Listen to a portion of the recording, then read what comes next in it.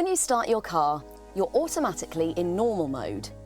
This means that you drive on electric power by default and the engine switches on when you accelerate hard. If you want to drive purely on electric power, then EV mode is the right choice. You drive electrically until the battery is empty. If you're frequently travelling on electric power, you can also set your car to start directly in EV mode. But now, imagine a winding country road. Sport mode is just what you need. Stability and responsiveness is improved, and the all-wheel drive also ensures full driving pleasure.